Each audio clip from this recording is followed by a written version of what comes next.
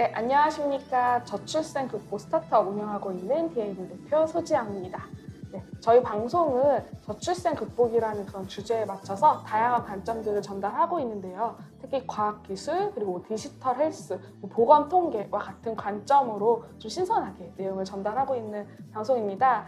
오늘 첫 번째 코너는 난임 남편의 정석이라는 주제로 준비를 해봤는데요. 이 코너 시작하기에 앞서서 노래 한 곡 듣고 올게요. 첫 번째 노래는 볼빨간 사춘기의 립스입니다. 네, 저희 방송은 난임을 고민하고 계시는 분들 혹은 임신을 당장 준비하시는 분들 그리고 먼 미래에 임신을 준비하시는 분들 누구에게나 모두 좋은 방송입니다. 오늘 첫 번째 주제인 난임 남편의 정석에 들어가기 앞서서 난임 남편을 담당하고 계시는 강태욱 교수님을 모셨습니다. 안녕하세요, 교수님. 네, 안녕하세요, 대표님. 네, 교수님 혹시 자기소개를 먼저 좀 해주시고 시작하겠습니다. 네. 저는 지금 성신여자대학교 바이오에스 융합학부에서 학생들을 지도하고 있는 강태욱이라고 합니다. 바이오 헬스 융합학부 이름 엄청 멋있는데요. 네. 너무 큰 범위인 것 같아서 네네. 조금 더 디테일하게 네. 어떤 분야를 지도하시는지 구체적으로 좀 설명해 주시면 좋을 것 같습니다. 네. 저희는 원래는 이제 식품 영양학과를 베이스로 해서 이제 사실 저희가 고령화 사회가 되다 보니 그쵸. 전체적인 건강 증진을 기술과 접목을 해서 이제 맞춤형으로 이제 건강을 관리하고자 하는 목표를 가지고 이제 4년 전에 만들어진 이제 학과입니다. 그러면 교수님도 식품 영양을 전공하셨나요? 아니죠. 저는 이제 종합적으로 보건학을 전공을 보건학을 했고, 전공하셨고, 네, 현재는 이제 디지털 헬스케어 쪽으로 해서 네네. 이제 학생들을 지도를 하고 있습니다. 네, 디지털 헬스케어가 식품 영양, 보건학 다 굉장히 포괄하는 그런 용어들 같은데 네네. 여기서 좀 교수님께서 좀 주로 하시는 또 연구 영역이나 네네. 디지털 헬스에서 보건학자로서 어떤 역할을 하시는지 이런 부분도 간단히 말씀 주시면 좋을 것 같아요. 오늘 제가 아무래도 여기 나오게 된 이유와 연결이 네네. 될 것 같은데 네네. 제가 주로 하는 연구는 사실 사회역학이라고 하는 분야입니다. 사회역학이요? 그러니까 이름이 되게 네, 어렵잖아요. 너무 생소해요. 그러니까 역학이라고 하는 것이 사실 저희가 코로나를 겪으면서 네네네. 이제는 언론에서 많이들 들었을 것 같은데 질병의 원인을 찾아가는 것 그것이 너무 역학인데 네네. 사회역학이라고 하면 네. 사회에 있는 문제를 찾아가는 것. 근데 그 네네. 중에서도 주로 건강과 관련된 건강과 관련된 보건학적인 관점에서 네네. 사회적인 이슈를 찾아보고 해결할 수 있는 그런 연구를 이제 하고 있죠. 네, 실제로 사실 건강이라고 하면 주로 우리는 병원에서 치료한다라고 생각을 많이 하거든요. 네네. 근데 보건역학의 개념은 또 사회 환경도 약간 통합하는 개념인 것 같고 좀 이제 어떻게 보면 병원과는 조금 동떨어질 수 있는 분야일 수도 있을 것 같은데 좀 그런 부분들도 좀 얘기해 주면 좋을 것 같아요. 예를 들어서 사실 이제 충격적인 사실은 그런 거죠. 내가 어느 지역에 거주하느냐에 따라서 나의 건강이 결정된다. 라고 하면 태어날 때부터 너무 신기해요. 충격적이잖아요. 그런데 저희가 그걸 쉽게 알 수 있는 것이 저는 고향이 부산이에요. 부산이시고 부산인 경우에는 신호등을 기준으로 해서 금연구역이 지정이 되어 있어요. 금연구역이? 네네. 근데 제가 지금 학교가 강북구에 있는데 앞에 그 수유시장이 있어요. 근데 그곳에 보면 이제 나이 많으신 분들이 많긴 한데 버스 중요소가 됐든 신호등이 됐든 흡연을 하세요. 아무 데서나? 네, 아무 데서나 흡연을 하는 거죠. 그러면 이게 부산 지역에서는 법적으로 금연구역을 만들어 놓은 것과 강북은 그렇지가 않은 거죠. 이런 문제. 그리고 우리가 도시 계획을 할 때도 내가 얼만큼 녹지에서 편안하게 걸어갈 수 있느냐. 너무 중요하네요. 네, 그럼요. 그래서 의료라고 하는 것보다는 사실 건강에 영향을 미치는 요인은 내가 거주하고 있는 환경. 이게 굉장히 큰 영향을 많이 미치죠. 그러면 조금 조심스러운 질문인데 서울에서 좀 가장 좋은 환경을 갖고 있는 그런 지역이? 압도적으로 강남구죠. 강남구. 네, 그래서 지자체별로 사실 재정에 대해서 재정에 따라서 사실 그렇죠. 녹지부터 시작해서 그쵸. 많은 것들이 사실 달라지죠. 아, 그러면 정말 그게 건강과 관련된 여러 가지 요인들을 결정하다 보니까 네. 뭐 실제 뭐 생존율이라든지 사망률, 네. 뭐 혹은 뭐 본인이 갖고 있는 뭐 만성 질환 네네. 비율 이런 것들도 다 차이가 난다. 차이가 납니다. 아, 그래서 너무 신기해요. 네, 한겨레에서 네네. 한 10년 정도 전에 네네. 사실 서울 25개 지자체구를 네네. 대상으로 해서 데이터를 가지고 분석을 한 결과가 네네. 있어요. 네네. 그리고 그거를 이제 충격적으로 보이게 하려고 색채를 칠한 거죠. 네네. 어디에 살면 오래 살고 오래 어디에 살고. 살면 빨리 죽느냐를 네네. 보면 색깔로 명확하게 구분이 돼요? 구분이 되는데 그게 네. 지자체의 네. 재정 자립도랑 연결이 아, 다이렉트로 됩니다. 그럼 결국 좀 우리 흔히 말하면 부유한 동네에 살수록 네. 좀 건강에 관련된 그런 요소들도 좋다. 물론 이제 개인이 이제 네.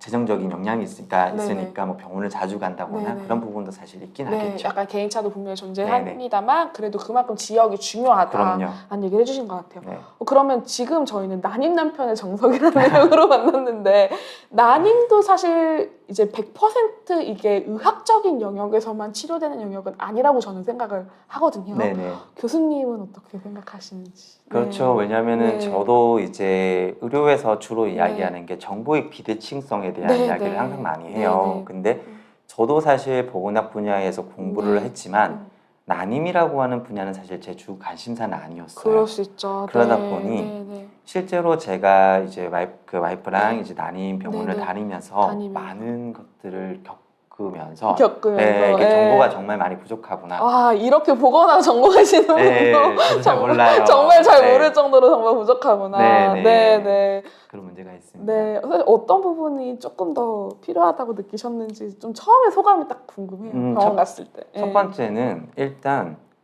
치료 과정에서 우리가 저출산이라고 하는데 네. 막상 난임 병원을 가면 이게 정말 저출산이 맞아? 라고 생각할 만큼 환자들이 굉장히 많이 있어요. 네, 너무 많죠. 그러다 네. 보면 또 여성분들 같은 경우는 직장을 다니시는 분들이 그쵸. 대부분이기 네네. 때문에 진료 시간이 굉장히 짧아요. 네, 맞아요. 그러다 짧죠. 보니 네. 의사가 진료와 관련해서 난임 플랜, 그러니까 난임을 지금부터 준비하면서 필요한 것들과 뭐 앞으로 얘 실패했을 때 어떻게 해야 된다든지 이런 부분에 대한 가이드를 해줄 수 있는 시간적 그 부분이 굉장히 낮고 네. 간호사들도 그런 부분들을 제공을 해줄 수는 없고 그렇죠. 그래서 결과적으로는 난임 카페, 네이버나 이런 네네. 곳에서 카페에서 네네. 잘못된 정보들을 그쵸. 접하게 되고 네. 이런 이제 소문도 빠르고 그럼요. 그쵸. 네, 그런 네. 상황들이 발생하게 되는 거죠. 실제로 같아요. 그걸 교수님께서도 이렇게 다 느낀다고 하니까 네. 이렇게 병원이나 보건 정보에 대한 접근성이 없는 직종에 있는 분들은 네네. 정말 너무 힘들 것 같아요. 그럼요. 네. 가장 이제 네. 일례적으로 하는 것이 네네. 어른들이 주로 이제 네. 임신할 때, 그러니까 엄마죠. 엄마들이 네네. 보통 딸한테 네. 남님은 이제 내가 임신을 준비한다라고 하면 포도즙을 그렇게 먹여요. 맞아요. 좋은 음식으로 알려져 있어요. 그렇죠. 네. 근데 병원에서 네. 만약에 내가 포도즙을 먹고 있다라고 네. 알려주면 의사 선생님들 눈이 토끼눈이 되죠. 네. 그리고 하면 안 돼요라고 먹지 하죠. 마세요. 네, 그러면 엄마는 정성껏 준비해 주는데. 그쵸. 엄마는 이게 열심히 좀 이제 좋은 포도주 유기농 네, 막 찾아서 막 이렇게 그렇죠. 다려주는데. 네. 그쵸. 그게 이제 네. 보게 되면 이게 정보, 그러니까 먹는 것이 사실 중요할 수 있는데 그쵸. 여기서 사실 의학적으로 당이 올라가게 되면 그쵸. 문제가 생기니까 네. 그래서 이런 부분에 대해서도 사실 좀 디테일하게 설명이 필요한 부분이 있는 거죠. 그쵸. 네. 실제로 이런 부분들이 병원에서는 뭐 현실적으로 좀 못할 수 있을 만한 그런 환경적인 요인이다라고 하면 일상에서 어떻게 보면 연구자로서 해줄 수 있는 범위도 있을 것 같거든요. 네. 그러면서 이제 연구를 좀 시작하셨을 것 같은데 네네. 하고 계시는 난임과 관련된 연구를 조금만 소개해 주시면 좋을 것 같습니다. 일단 아마 정보영 교수랑 녹화를 네. 하신 걸로 알고 있는데 네네. 건강 행동과 관련해서 네네. 이제 사실 어떤 요인들이 네네.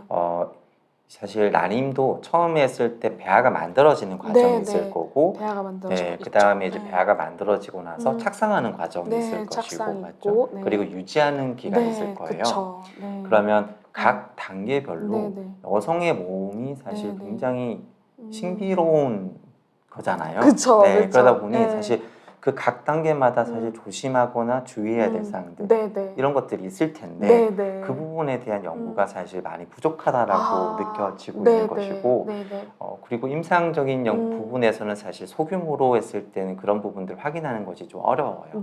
그러다 보니 이제 전 국민 데이터를 활용을 해서 좀 객관적인 행정적인 자료를 활용을 해서 그러면 임신에 성공한 사람들은 대체 어떤 건강 컨디션이 있었을까 이런 부분에 대해서 좀 찾아가는 그런 연구를 하고 있는 게 있고요. 또 있고 그것도 이것만도 되게 커 보이는데 다른 연구들. 이제 이 부분은 사실 제 주 전공은 아닌 것 같고, 주 전공은 아니시고. 저는 이제 사실 더 관심을 가지게 되는 거는 저도 나이가 이제 한 40 정도가 되다 보면 제 주변에 실험관을 해서 아이를 가진 경우가 상당히 많이 있어요. 근데 이게 어떻게 보면 나이가 결혼하는 나이가 늦어지는 거잖아요. 그럼 35, 36살에 결혼을 하기 시작하면 주변에 아이를 가진다라고 했을 때 너 그냥 시험관 해봐. 그냥 그렇게 하면 그 시험 빨리 병원 가서 시험관 해. 국가에서 지원돼 준다고 하니까 이렇게 되는 경우가 많이 있단 말이죠. 근데 사실 걱정되는 거는 이거는 사실 어떻게 보면 우리가 차선책으로 이제 택해야 되는 거고 자연 임신이 사실 어떻게 보면 더 큰 축복이 될 수도 있는 거잖아요.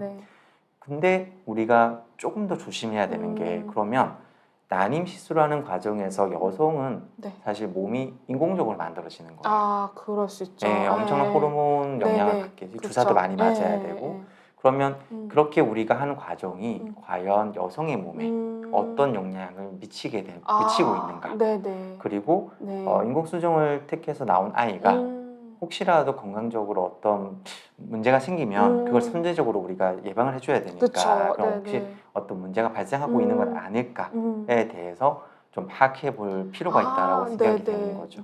너무 중요한 연구를 하고 계신 것 같아요. 그러면 그거에 대한 자료, 뭐 데이터 소스의 원천이라든지 이런 거 어떤 걸 보통 쓰세요? 일단 한국에서는 앞서 말했던 것처럼 건강보험공단에서 제공하고 있는 데이터가 있고요. 그리고 소지영 대표님도 아마 알고 계시겠지만 이렇게 난임 시술과 관련해서는 굉장히 개인 정보예요. 예민한 정보이기도 해서 한국 국가에서 이제 연구자들에게 제공해 주는 정보가 좀 제한적인 게 있어요. 근데 나라마다 이런 정보들을 좀 객관적으로 해서 좀 더 자세히 제공해 주는 소스가 있어요. 소스가 있고 그게 뭐 영국이랑 이런 곳에서 그런 자료들을 또 보완적으로 활용해서 이렇게 사실 이제 영국이나 이런 나라에서의 데이터들을 제공해 주는 거 너무 좋은 상황인데 사실 우리나라 데이터는 아니잖아요. 그렇죠. 한계가 있을 것 같은데요. 그럼요. 그래서 이제 사실 할 수 있는 방법은 이제 정보를 제공해 주는 측에다가 최대한 이제 우리는 한국만큼 저출산을 겪고 있는 나라는 없어요. 그래요? 앞으로도 이렇게까지 더 겪는 나라는 쉽지 않게 없을 것 같아요. 그래서 이건 전 국가 위기 상황이거든요. 그렇기 때문에 보다 많은 정보를 이제 제공해 주십사라고 저희는 요청을 하고 있고 실질적으로 그래서 예를 들어서 예전에는 정보를 제공한다라고 하면 A라는 사람이 여성분이에요. 그럼 여성 혼자만의 데이터만 받을 수가 있었어요. 근데 이게 바뀌어가지고 A라는 사람의 남편에 대한 정보도 매칭을 해서 받을 수 있게. 너무 좋네요. 이 연구자님의 왠지 노력이 있었을 것 같습니다. 노력은 요청을 많이 하는 거죠. 저뿐만이 아니라 많은 분들이. 이렇게 교수님의 연구와 관련돼서 전반적인 내용을 좀 들어봤는데요. 여기서 한번 노래를 듣고 오는 게 좋을 것 같습니다. 저희 두 번째 노래는 그루브 이름의 Yes or도 듣고 오겠습니다. 교수님 연구가 실질적으로 어떻게 보면 시험관을 선택하는 사람들한테 좀 선제적으로 제공이 되어야 될 수도 있는 그런 연구 같아요. 오히려 요즘은 사회적으로 보면 어떻게 보면 우리나라는 지금 시험관하는 게 사실 좀 자연스러운 흐름으로 가 있잖아요. 이거는 이제 좀 개인적으로 알고 있는 이제 지인의 의사 선생님께서 말씀을 주신 건데 요즘은 병원을 방문하는 것 중에 하나가 임신을 빠르게 하려고 시험관을 일부러 택하는 경우들도 있다고 해요. 그리고 워낙에 뭐 저출생 이슈가 워낙 많다 보니까 또 거기에 대한 지원이 있는 것도 맞고 그리고 또 시험관이라고 해서 뭐 반드시 뭐 뭐 기형아가 난다라는 뭐 이런 잘못된 의료 정보들은 이제 사라진 지가 좀 오래됐잖아요. 네네. 근데 그럼에도 불구하고 아주 조그마한 확률이지만 발생할 수 있는 그런 뭐 위험이라든지 혹은 예방 관리라든지 이런 측면들을 연구를 하시는 느낌이에요. 맞나요? 네. 제가 이제 임상적인 부분까지는 이제 하지는 못하고 있고, 않지만, 대신에 이제 사실 옵티즘이라고 하죠. 자폐. 네. 그러니까 저희가 다른 나라 연구를 봤을 때는 네. 이제 인공수정을 통해서 태어난 아이들 중에서 자폐의 비중이 조금 더 높다고 하는 연구들은 있어요. 그래서 그런 부분에 대한 관심은 좀 가지고 있죠.